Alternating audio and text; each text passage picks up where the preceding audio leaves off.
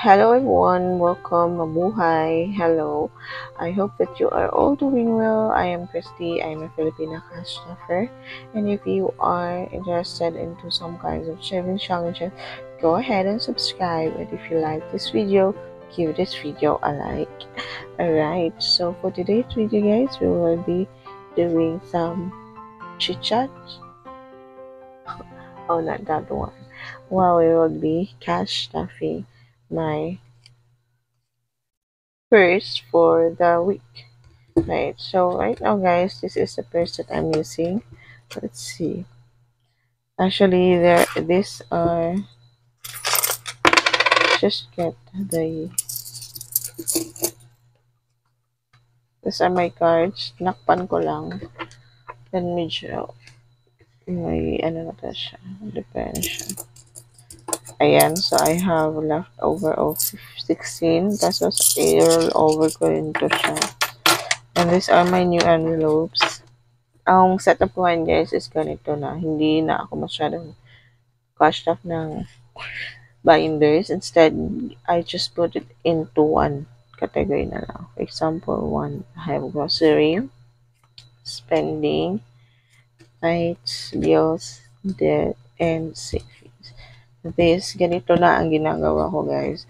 As you all know, I have shared to you that yung hindi that I stop living money here kasi palagi kaming wala sa bahay. Dito sa bahay. Kaya ito nang ginagawa ko guys. Nandito na siya lahat. Nasa isang ano na siya. Kaya weekly akong nag-stuff. Hindi talaga masyadong weekly. Ngayon lang talaga is na pabor na taon lang talaga na sabay-sabay yung bills namin. Ayan. So, let's start cash stuffing. Let me just put some money here. Yes, here. Okay, this is not a lot guys.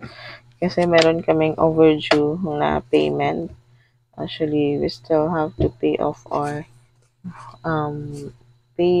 rent na overdue na siya ng 3 weeks, I guess. Okay, so we have, let's see, what we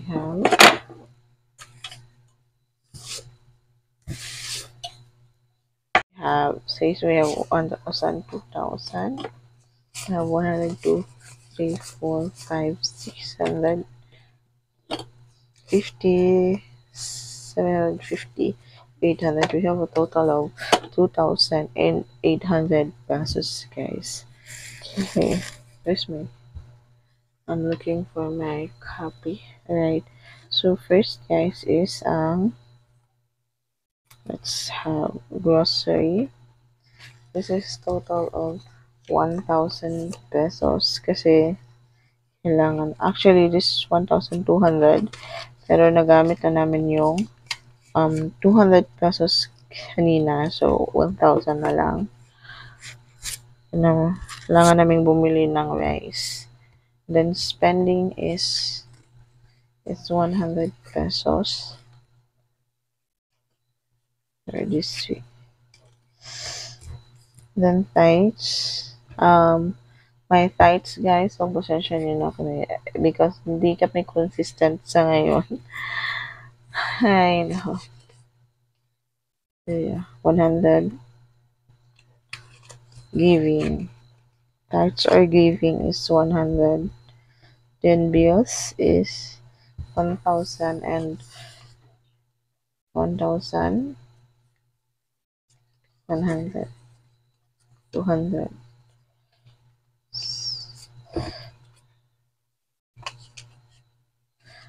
Ibabayad ko rin kasi ito bukas. Bayad namin sa rent namin. Okay, that is 150. Ito is para sa due ko ngayong next month sa April. Ayan. Then savings is the rest. Right, so 250 savings. Savings guys is weekly ako naglalagay sa savings account ko. Kaya hindi din ito magtatagal sa envelope na to kasi every week ko siyang dine-deposit sa savings account ko. Ayan, so yun lang guys. We are so gipit na gipit now these times. If this is my setup when life is not doing well. But if life is doing good, syempre, di ba? Nandun yung ano. Okay, so with that, sa savings, guys, na-mention ko sa savings. Ayan, so lagay muna natin siya dito. Itong gamit kong envelope, actually, sa Mr. DIY ko lang ito nabili kasi may kabubukas lang dito na Mr. DIY. Almost, ilang months na ba sila dito? Wait lang. Ilang months na ba sila dito? I think, mag 3 months, I'm not sure. And dun ko to nabili. At saka medyo sira na nga siya. But I'm also eyeing some wallets sa TikTok. Ayan. So, I'm still good with this kasi it still works. Okay, by the way, about sa savings, guys, ito yung dito siya. If you're asking what ano na ngayon ang gamit ko sa mga binders ko. So, here, ito yung binder na napanalunan ko from Franz Fabriano.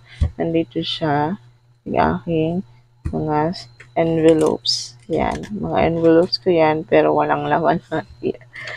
But sa savings, which is my priority, savings, situations, and emergency, meron tong laman na pop bills. Let's see. Nagamit ko na siya as my my tracker. Ayan. So, 1,000. I have 1,000 in my savings. Hindi ko talaga siya, guys, sunod yung 1,000 per month. Nakakalungkot, pero at least may 1,000 tayo. And then sa graduation, I have 1,000. Ito yung tracker na ginamit ko. This is from Raw Budget.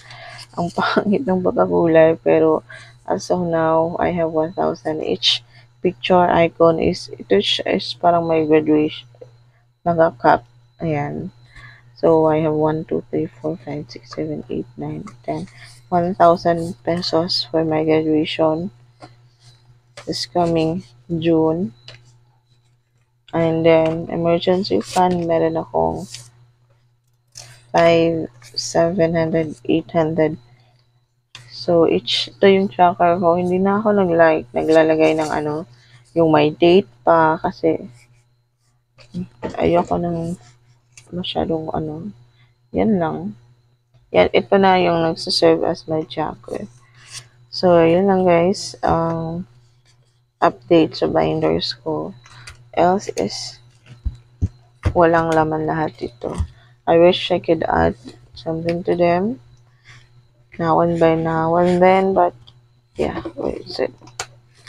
Right, so that is just it, guys. Okay. So, yeah, it's just a quick video, guys, and of course, I hope that you so enjoyed this video.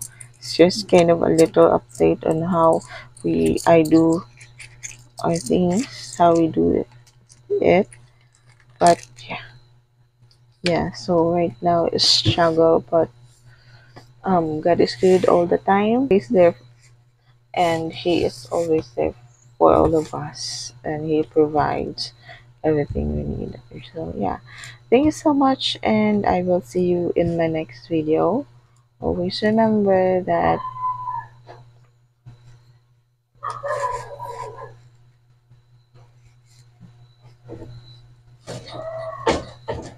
our journey is different from each other.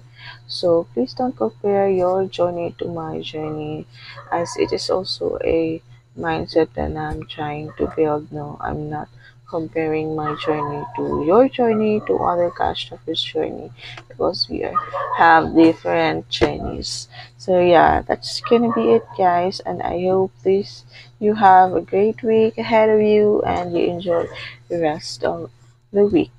And I will see you in my next video. Can't wait to see you in the next one. Bye.